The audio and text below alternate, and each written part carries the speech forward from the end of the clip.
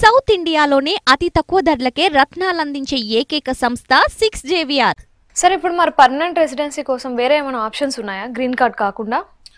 Permanent రెసిడెన్సీనే మనం green card అంటామండి. అయితే ఇప్పుడు నార్మల్గా మనకు ఎంప్లాయ్మెంట్ బేస్డ్ కోటాలల్లో మనకు employment based second category, third category waiting list చాలా ఉంది. దానికి వెయిటింగ్ లిస్ట్ మరి 90 నుంచి 150 ఏళ్ళు ప్రొడిక్షన్ ఉంది ఒకటి. అంటే చాలా మంది మన వాళ్ళు బతకరు అప్పటిదాకా. 90 ఏళ్ళు ఇప్పటి నుంచే బతకరు అండి, వాళ్ళు 25 ఏళ్ళు ఇప్పుడే ఉన్నారు బతకరు, కాబట్టి వాళ్ళకి ఛాన్స్ లేదు. అయితే ఒక 2 కేటగిరీస్ మాత్రం ఇప్పుడు ఓపెన్ ఉన్నాయి. ఏంటవి? ఒకటేమో EB1 అంటున్నట్టు.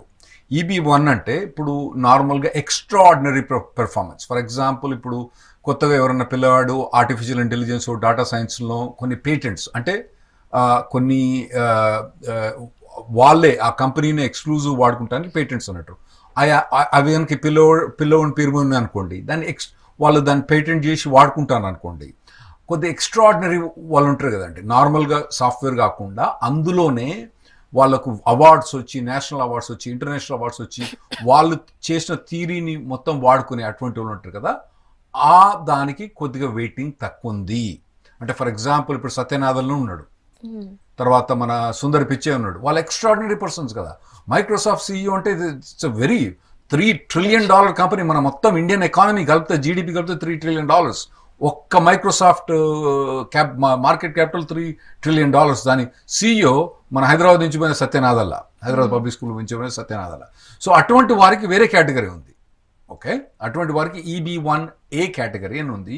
కొద్దిగా EB1C అని ఇంకోటి ఉంటుందండి, అది కొద్దిగా మల్టీనేషనల్ ఎగ్జిక్యూటివ్ పొజిషన్ అని. ఇక్కడ ఒక 15 మంది ఎంప్లాయీస్ని మేనేజర్ అయి ఉండి, ఆడ మళ్ళీ US పోయి ఒక 15 మంది అదే కంపెనీ నుంచి, అంటే ఇప్పుడు టాటా కన్సల్టెన్సీ సర్వీస్ నుంచి ఒక 15 మందిని ఎంప్లాయీ సూపర్వైజ్ చేసిన అనుకోండి. ఇక్కడ నుంచి అక్కడ పోయిన తర్వాత మళ్ళీ అక్కడ కూడా ఒక 15 మందిని సూపర్వైజ్ చేస్తే దాన్ని మల్టీనేషనల్ ఎగ్జిక్యూటివ్ కింద కేటగరైజ్ చేయవచ్చును. వాళ్ళకు కూడా వెయిటింగ్ ఒక 4-5 ఏళ్ళు ఉంది. అది ఒక కేటగిరీ ఉందండి. ఇంకో కేటగిరీ ఏముందంటే EB5 గ్రీన్ కార్డ్స్ అని ఉన్నాయండి. అంటే ఇన్వెస్ట్మెంట్ గ్రీన్ కార్డ్స్. ఒక 800,000 అంటే 800,000 అంటే మన లెక్క ప్రకారం అంటే దాదాపుగా 6 నుంచి 7 కోట్ల ఇన్వెస్ట్మెంట్, ఏది డబ్బులు తీసుకుపోయి ఆడ ఇన్వెస్ట్ చేస్తే వాళ్లకు ఎంబడే ఎంప్లాయ్మెంట్ ఆథరైజేషన్ గ్రీన్ కార్డ్. కానీ ఇప్పుడు దానికి లైన్ లేదు కొన్ని కేటగిరీస్కు. మళ్ళీ మనం నెక్స్ట్ టైం మీరు టీవీ పిలిచిన అనుకోండి, అప్పటికి లైన్ వచ్చే ఛాన్స్ ఉంటుంది. ఓకే, ఇప్పుడైతే లైన్ లేదు. దాన్ని EB5 అంటే 6 నుంచి 7 కోట్ల దాకా ఇన్వెస్ట్మెంట్ చేస్తే దానికి కేటగిరీ లైన్ లేదు. మిగతా EB2, EB3 అంటే ఉట్టిగా మనోడు మాస్టర్స్ చేసి ఒక 2 ఏళ్ళ ఎక్స్పీరియన్స్ తోటి అక్కడ పని చేసుకుంటూ చేస్తే మాత్రం ఆ కేటగిరీలో ఈ లైఫ్లో అతనికి గ్రీన్ కార్డు రాదు. ఓకే సార్, మరి ఇప్పుడు H1B వీసాతో అక్కడికి వెళ్ళిన వాళ్ళు ఉంటారు కదా, వాళ్ళు ఆల్రెడీ అక్కడ ఉంటున్నారు కాబట్టి వాళ్ళ మీద ఏమైనా ఈ డెసిషన్ ఎఫెక్ట్ పడుతుందా? ఎఫెక్ట్ పడుతుంది తప్పకుండా. ఎందుకంటే వాళ్ళ గ్రీన్ కార్డ్ రావు కదా. మరి ఇదివరకు పోయిన జనరేషన్ అందరూ ఏమనుకుంటారు, గ్రీన్ కార్డ్ వచ్చేసింది. ఎందుకంటే చాలా మంది 15 ఏళ్ళ కింద పోయిన వాళ్ళందరూ గ్రీన్ కార్డ్ వచ్చేసింది. అరే నాయన ఎల్లేకి వచ్చింది, పుల్లేకి వచ్చింది గ్రీన్ కార్డ్, మరి నీకెందుకు రాదా అని వీళ్ళ పేరెంట్స్ ఒకటే మొత్తుకుంటా అంటారు. సో అది చెప్పడానికే నేను ఇక్కడికి వచ్చినండి. ఏంటంటే మీరు పిల్లల మీద ప్రెషర్ పెట్టకండి, గ్రీన్ కార్డు రాదు. ఇప్పుడు మనం మిడిల్ ఈస్ట్ దేశం పోతామండి. మిడిల్ ఈస్ట్ దేశం పోతే ఏముంటుంది, అక్కడ దుబాయ్ కానీ సౌదీ కానీ ఆడ గ్రీన్ కార్డ్, ఆడ సిటిజన్షిప్ అనేది లేదు. ఎప్పుడు కూడా గ్రీన్ కార్డ్ అనేది లేదు. పని చేసినంతసేపు పని చేస్తారు. అక్కడ పిల్లలు పుట్టినా కూడా పిల్లలకు కూడా వాళ్ళ సిటిజన్షిప్ ఇయర్ సౌదీలో పుడతాయి. అయితే ఒకటి అడ్వాంటేజ్ ఏంటంటే మనకు US పోతే మాత్రం, USలో మాత్రం పిల్లలు పుడితే మాత్రం వాళ్ళకి సిటిజన్షిప్ ఇస్తారు. ఇప్పుడైతే ఉంది, మరి రేపు ట్రంప్ ఎలక్ట్ అయితే ఏమైతే నాకు తెలియదు, కానీ ఇప్పుడైతే ఆ రూల్ ఉంది. ఓకే, ఆ రూల్ పిల్లలకు వస్తుంది, కానీ పేరెంట్స్కి మాత్రం ఇక పొయ్యి పని చేసిన రోజులు పని చేసుకొని ఆ తర్వాత మళ్ళీ వెనకకి రావాల్సిందండి. సో ఇంకా ఛాన్స్ లేదు H1B వాళ్ళకి. H1B వాళ్ళకు ఇప్పుడు కొత్తగా పోయే వాళ్ళకు మాత్రం గ్రీన్ కార్డ్ ఛాన్స్ లేదండి. అంతకుముందున్న వాళ్ళకు వాళ్ళు ఎప్పుడు అప్లై చేసినారు అంటే 2015 అంటే దాదాపుగా 9 ఏళ్ళ కింద చేసిన వాళ్ళకు కొద్దిగా ఛాన్స్ ఉందండి. అంటే ఇంకొక 7-8 ఏళ్ళ తర్వాత వాళ్ళకు ఛాన్స్ వచ్చి ఉంటుందండి. అలా అయితే మరి ఏమైనా లీగల్ గా చర్యలు ఏమైనా తీసుకోవచ్చా మనం? ఇది లా అండి, పార్లమెంట్ నుంచి పాస్ చేసిన లా. అయితే వాళ్ళు పార్లమెంట్ పాస్ చేసినప్పుడు దాని నేషనల్ ఒరిజిన్ డిస్క్రిమినేషన్ అంటే నీ ఎక్కడ పుట్టినవో దాన్ని డిస్క్రిమినేట్ చేసిండు మనల్ని. ఓకే, అయితే కాన్స్టిట్యూషన్ అన్నది చాలా మటుకు అందరికి అప్లై అయ్యేది. కానీ ఇమిగ్రేషన్ లాకి వచ్చేవాటికి ఏమైందంటే మనం ఇమిగ్రెంట్స్ కదా, మనం ఆ దేశంలో పుట్టిన వాళ్ళం కాదు, ఆ దేశ పౌరులం కాదు, కాబట్టి కొన్ని ప్రొవిజన్స్ మనకు అప్లై కావు. పర్టికులర్లీ వాళ్ళ పార్లమెంట్ కనుక ఏదైనా బిల్లు పాస్ చేస్తే ఆ ప్రొవిజన్స్లో మనకు నేషనల్ డిస్క్రిమినేషన్ మన మీద డిస్క్రిమినేట్ చేస్తుండ్రు. అది తప్పు. కానీ మనం ఏం చేస్తాం, ఆ లా వాళ్ళు పాస్ చేసిండ్రు. సో దాని లీగల్ చర్యల మాత్రం మనం ఏం చేయలేం. కాకపోతే ఏంటంటే మనకి ఎప్పుడైనా మంచి అడ్మినిస్ట్రేషన్ దొరికిందనుకోండి, కొన్ని చిన్న ప్రొవిజన్ చేసుకోవచ్చు అన్నట్టు. ఆ లా రాసినప్పుడు వాళ్ళు ఫ్యామిలీ మెంబర్స్ కౌంట్ చేయాలని చెప్పలేదు, అది అన్క్లియర్గా ఉన్నది. కాబట్టి మనకి ఎవరైనా మంచి ప్రెసిడెంట్ వస్తే ఇవన్నీ విరక్తి వచ్చి నేను ఓ పని చేసా, పిల్లని నేను కౌంట్ చేయను, వాళ్ళకు కూడా గ్రీన్ కార్డ్ ఇచ్చేసిన అనుకోండి, మనకు 1,40,000 నుంచి ఎక్కడ పోతాయి మన గ్రీన్ కార్డులు? 3 లక్షల పైన పోతాయి. దానివల్ల ఏమైందంటే ఆ వేస్ట్ గ్రీన్ కార్డ్స్ అనేవి చాలా వచ్చేస్తాయి అన్నట్టు. అవన్నీ కూడా మన ఇండియన్స్ తీసుకుంటారు. అప్పుడు మనకు అడ్వాంటేజ్ ఉంటుంది. దాదాపుగా మనకు ఇప్పుడు వచ్చే 10,000 కన్నా 1,00,000 గ్రీన్ కార్డ్స్ ఎవ్రీ ఇయర్ వస్తుంది. ఏది ఎప్పుడైతే అడ్మినిస్ట్రేషన్ కనుక మేము ఫ్యామిలీ మెంబర్స్ని కౌంట్ చేయమంటే 10,000 నుంచి 1,00,000 గ్రీన్ కార్డులు వస్తే మన లైన్ తగ్గుతుంది. ఇంకొన్ని ఏంటంటే కొత్త పార్లమెంట్ అక్కడ కనుక లా చేంజ్ చేస్తే ఏం లా చేంజ్ చేయొచ్చు? 2 లా చేంజ్ చేయొచ్చు. ఒకటి, నెంబర్ ఆఫ్ గ్రీన్ కార్డ్స్ 1,40,000 నుంచి వాళ్ళు ఇంక్రీజ్ చేయొచ్చు. లేదా అంటే ఇప్పుడు మనకి ఏదైతే డిస్క్రిమినేషన్ ఉందో మనకు ఆ డిస్క్రిమినేషన్ అంటే 7% కోటాను తీసేయడానికి లా కనుక అక్కడ పార్లమెంట్లో పాస్ అయితే అప్పుడు మనకు అడ్వాంటేజ్ ఉంటుంది. అయితే ఈ 7% తీసేయడానికి చాలాసార్లు పార్లమెంట్లో బిల్ ఇంట్రడ్యూస్ అయిందండి. కొన్నిసార్లునేమో మన అక్కడ హౌస్ ఆఫ్ రిప్రజెంటేటివ్ అంటే మన లోక్సభలో పాస్ అయింది, రాజ్యసభలో పోయింది అనుకోండి, అక్కడ దాన్ని ఏమంటారు, సెనెట్ అంటారు, రాజ్యసభలో పోయింది. కొన్నిసార్లు ఏమో సెనెట్ అంటే రాజ్యసభలో పాస్ అయింది, లోక్సభలో పోయింది. 4 ఏళ్ల కింద అయితే లోక్సభలో పాస్ అయింది, రాజ్యసభలో పాస్ అయింది. కాకపోతే ఒక 2-3 సెంటెన్సులు దానికి తేడా ఉన్నది. దాన్ని రీకన్సైల్ చేసి మళ్ళీ చేసే మటుకు పార్లమెంట్ టైం అయిపోయింది. ఇక అది మన దురదృష్టమా ఏందా అన్నది తెలియదు, కానీ ప్రతిసారి మనకి ఏదో ఒక డిస్అడ్వాంటేజ్ వచ్చి ఆ లా అన్నది పార్లమెంట్లో పాస్ కావట్లేదు. అదేమన్నా పాస్ అయితే మనకు ఛాన్స్ ఉంటుందండి. ఓకే, ఒకవేళ లా పాస్ అయిందే అనుకుందాం, 7% కన్నా ఎక్కువ మందికి గ్రీన్ కార్డ్స్ ఇచ్చారు అనుకుందాం, అమెరికా వాళ్ళకి ఏమైనా నష్టం ఉంటుందా అలా చేయడం వల్ల?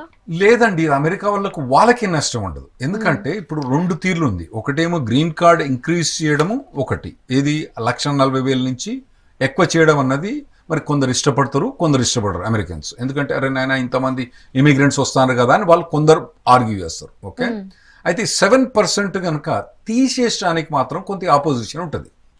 ఎందుకంటే ఈ 7% తోటి నెగిటివ్గా ఎఫెక్ట్ అయింది ఎవరు? భారతదేశస్తులు. పాజిటివ్గా ఎఫెక్ట్ అయింది ఎవరు? మిగతా 190 దేశాల మంది పాజిటివ్లో ఎఫెక్ట్ అయినారు. ఈ 7% తీసేసి ఏమైందంటే బ్యాక్లాగ్ ఏదైతే ఉన్నదో అది మిగతా దేశస్తులకు వచ్చేస్తుంది అన్నట్టు. అంటే ఇప్పుడు మనకేమో 10,000 మనకు వస్తాయి, 1,30,000 ఎవరు 10,000 మనకు వస్తాయి, 1,30,000 వేరే వాళ్ళకి పోతాయి. అయితే ఇప్పుడు ఈ డిస్క్రిమినేషన్ తీసేసిన అనుకోండి, అందరు ఒకటే లైన్లో నిల్చోవాలి. మనం ఎప్పటి నుంచి నిల్చున్నాం? 2015 జనవరి నుంచి నిల్చున్నాడు, ఇంకా లైన్లో ఉన్నాడు వాడు. ఈ వేరే దేశంలో ఎప్పుడు లైన్లో ఉన్నాడు, వాళ్ళు లైన్ లేదు వాళ్ళది. అయితే ఇప్పుడు కొత్తగా వచ్చే వాళ్ళు ఏం చేస్తారు, మనం ముందున్నాం కదా లైన్లో 2015 నుంచి, మనకు మొదలు వచ్చేస్తుంది అందరి గ్రీన్ కార్డు. అంటే మిగతా 190 దేశస్తులకు నెగటివ్గా ఎఫెక్ట్ అవుతుంది. కాబట్టి వాళ్ళు అపోజ్ చేస్తారు దాన్ని. సార్, మరి గ్రీన్ కార్డ్స్ ఇవ్వకపోవడం వల్ల ఇండియాకి యుఎస్కి రిలేషన్స్ ఏమైనా పాడవుతాయా? అవుతాయో అవ్వాలి, కానీ కావట్లేదు. మన పొలిటీషియన్స్ కానీ మన అక్కడ ఉన్న తెలుగు అసోసియేషన్స్ కానీ దీని మీద ఫోకస్ పెట్టట్లేదండి. చాలా మటుకు నేను తెలుగు అసోసియేషన్స్ పోతా అండి, మీటింగ్స్ పోతా, మాట్లాడమంటారు. అక్కడ ఎవరు ఇంట్రెస్ట్ ఉండరు. వాళ్ళు ఎవడో సినిమా యాక్టర్స్ వస్తారు, ఆటోగ్రాఫ్లు తీసుకుంటానికి వాళ్ళకి సరిపోతుంది. కానీ ఈ ఇష్యూని టచ్ చేయడానికి వాళ్ళు ఎక్కువ ఇంట్రెస్ట్ చూపరు. ఎందుకంటే ఈ తానా కానీ ఆటా కానీ నాటా కానీ అన్ని అసోసియేషన్స్ ఉన్నాయి. పాపం వాళ్ళు కొద్దిగా ఎఫెక్ట్ చేస్తారు, వాళ్ళ లీడర్షిప్ కూడా నేనేమనలేను. అయితే దీన్ని కంబైన్గా మన ఇండియన్స్ ఎక్కువ మాట్లాడరు దీని గురించి ఇటువంటి ఇంతమందికి. ఎందుకంటే ఫస్ట్ ఏంటంటే మనం గద్దెక్కిపోయినాం కదా, మిగతా వాళ్ళకి ఏమైతే మనకి ఏందని ఒకటి. అదొకటి. ఇంకోటి ఏంటంటే ఈ ఎప్పుడైతే గ్రూప్ ఆర్గనైజేషన్స్ ఉన్నాయో, మన కల్చరల్ ఆర్గనైజేషన్ ఉన్నాయనుకోండి, ఆ ఫోకస్ అంతా మన సినిమాలు, తర్వాత ఆ క్యాస్టిజము, ఒక్కొక్కటి ఒక్కొక్క ఆర్గనైజేషన్ ఒక్కొక్క క్యాస్ట్ తోటి ఉన్నది. ఈ వీటి మీదనే ఫోకస్ తప్పితే అక్కడ లోకల్ రాజకీయాలలో ఇన్వాల్వ్ అయ్యి ఈ ఇష్యూను లేవనెత్తి ఆ ఇష్యూను మనం ప్రజెంట్ చేసేటానికి మన వాళ్ళు చాలా వెనుకాడతారండి. మనకి ఇప్పుడు ఎవరున్నారు అక్కడ? వైస్ ప్రెసిడెంట్ మన ఇండియనే. ఇప్పుడు Republican candidate, second candidate Nikki Haley మన క్యాండిడేటే. కాంగ్రెస్ మెన్ మనకు రాజా కృష్ణమూర్తి ఉన్నారు, చాలా మంది కాంగ్రెస్ మెన్ కూడా మన వాళ్ళు చాలా మంది ఉన్నారు. ఇంత మంచి ఇన్ఫ్లుయెన్స్ ఉన్నా కూడా మనోళ్ళు ఈ విషయం అన్నది అక్కడ ప్రజెంట్ చెయ్యరు, వాళ్ళ డివియేట్ అవుతారు దానికి. అయితే ఇప్పుడు కొన్ని ఉన్నాయండి, ఒక మిలియన్ మంది అంటే 10 లక్షల మంది చిన్న పిల్లలు వచ్చిందండి. అంటే వాళ్ళు తల్లిదండ్రులతో సహా ఇల్లీగల్గా ఎప్పుడో వచ్చిండ్రు. వాళ్ళు వచ్చిన తర్వాత వాళ్ళు ఏం చేసిండ్రు, పిల్లలందరూ పెద్దగా అయిపోయి బాగా గొడవ చేయడం మొదలుపెట్టిండ్రు. అరే నాయన, మా దేశానికి పోవడానికి వీలు లేదు, నేను ఇక్కడ నేను 15 ఏళ్ళ నుంచి ఉన్నా, నేను వచ్చింది 10 ఏళ్ళకి ఇక్కడికి వచ్చినా అని చెప్పి వాళ్ళందరూ బాగా గొడవ చేసి ఒబామా ఉన్నప్పుడు ఒక ఎగ్జిక్యూటివ్ ఆర్డర్ తీసుకొచ్చి అందరికి ఎంప్లాయ్మెంట్ ఆథరైజేషన్ ఇచ్చేసిండు, వర్క్ పర్మిట్ ఇచ్చేసిండు. అయితే మనోళ్ళు ప్రాబ్లం ఏంటంటే, ఇప్పుడు మన H1Bs వీళ్ళకి ప్రాబ్లం ఉన్నది. ఒక్కొక్కరు మంచిగా ఒక్కొక్క ఫ్యామిలీ 3 కోట్లు 4 కోట్లు సంపాదిస్తున్నారు. వాళ్ళ కార్లు, వాళ్ళ $1 మిలియన్ అవన్నీ ఇల్లు అవన్నీ మంచిగా కంఫర్టబుల్గా కూర్చొన్నారు. వీళ్ళు మాట్లాడరు, ఎక్కువ రాయరు అన్నట్టు. కాంగ్రెస్ మనకు చెప్పరు, గొడవ చేయరు, మన ర్యాలీలు తీయపోయేమటికి ఏమంటారు, కాంగ్రెస్ అంటే అక్కడ ఆడ member of parliament Congress men అని అంటారు. ఆడ పార్లమెంటేరియన్స్ ఏం చేస్తారు, లోక్సభ మెంబర్, రాజ్యసభ, వీళ్ళు బాగా బలిసిన వాళ్ళు కదా, వీళ్ళకి ఎందుకు సాయం చేయాలి అని చెప్పి వాళ్ళు అట్లే ఉంటారండి. సార్, ఇప్పుడు ఫ్యూచర్లో ఏమైనా ఈ రూల్ని మోడిఫై చేయడం కానీ అలాంటివి ఏమైనా జరిగే ఛాన్స్ ఉందా? ఛాన్స్ ఉందండి. ఇది దాదాపుగా నేను లా ప్రాక్టీస్ చేయడం ఒకటి చాలా ఏళ్ళైంది, నా ఏజ్ బయటపడుతుంది కాబట్టి చెప్పదలుచుకోలేదు. క్లింటన్ అడ్మినిస్ట్రేషన్ నుంచి అప్పుడు కూడా క్లింటన్ అడ్మినిస్ట్రేషన్, ఏది మన president Clinton, bill Clinton, Hillary Clinton కాదు, బిల్ క్లింటన్ అడ్మినిస్ట్రేషన్ అప్పుడు కూడా ట్రై చేసిండండి, కానీ అప్పుడు కూడా పాస్ కాలే. బుష్ అడ్మినిస్ట్రేషన్, మన president bush, the second bush, first bush కాదు సెకండ్ బుష్ అడ్మినిస్ట్రేషన్ అప్పుడు కూడా చాలా ప్రయత్నం చేసిండు. ఆ బుష్ ప్రయత్నం చేసిండు, అప్పుడు కూడా కాలేదు. ఒబామా చాలా ప్రయత్నం చేసిండు, కాలేదు. ట్రంప్ అస్సలే ప్రయత్నం చేయలేదు. ట్రంప్ మనకు మొత్తం యాంటీ, అతనేం ట్రై చేయలే. మళ్ళీ తర్వాత ఇప్పుడు కొత్తగా బైడెన్ వచ్చిండు కదా, బైడెన్ కూడా బాగా ట్రై చేసిండు. ఇంత మటుకైతే ఏం కాలేదండి. మరి ఇంకా ముందు ఏమన్నా అయిద్దంటే, మెయిన్ ఏంటంటే నా రిక్వెస్ట్, మన ఇండియన్స్ దీన్ని బాగా పట్టించుకోవాలి. వాళ్ళు మన బయలాటరల్, మీరు అన్నారు కదా బయలాటరల్ రిలేషన్షిప్, మన ఎప్పుడైతే మన మోదీ గారికి వీళ్ళందరూ కూడా చెప్పాలన్నట్టు, అరే నాయన ఇట్లా ఉన్నదిరా నాయన, మన మన వీళ్ళకి జయశంకర్ వీళ్ళందరికీ నోటీస్ పెట్టాలి వాళ్ళకు, అరే నాయన ఇట్లా డిస్క్రిమినేషన్ ఉన్నది, కొద్దిగా నువ్వు చెప్పు అని.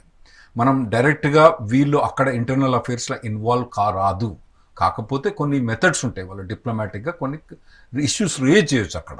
వాళ్ళని ఇట్లా ఇట్లా చేయొద్దని చెప్పుకుంటా, అరే నాయన మరి ఇట్లా డిస్క్రిమినేషన్ ఉంది కదా మా ఇండియన్స్ మీద, మీరేమో మమ్మల్ని ఏమో చైనా అగేన్స్ట్గా పొమ్మంటారు, ఇక్కడేమో మమ్మల్ని ఏమో డిస్క్రిమినేట్ చేస్తారు అక్కడ అని చెప్పి కొన్ని పుష్ చేయొచ్చు. మనం అటువంటి ఎజెండా పుష్ చేయాలి. మన తెలుగు ఆర్గనైజేషన్స్ కానీ, ఇండియన్ ఆర్గనైజేషన్స్ కానీ, మన ఇండియన్స్ అక్కడ ఉన్నోళ్ళు కూడా, ఇక్కడ ఉన్నోళ్ళు కూడా ఈ ఇష్యూను ప్రజెంట్ చేయాలి. మనం ప్రజెంట్ తక్కువ టైంలో చేస్తున్నాం కాబట్టి అది ఏమైనా ఎక్కువ ప్రజెంట్ చేస్తే మనకు ఛాన్స్ ఉంటుంది ఈ లా చేంజ్ కావడానికి.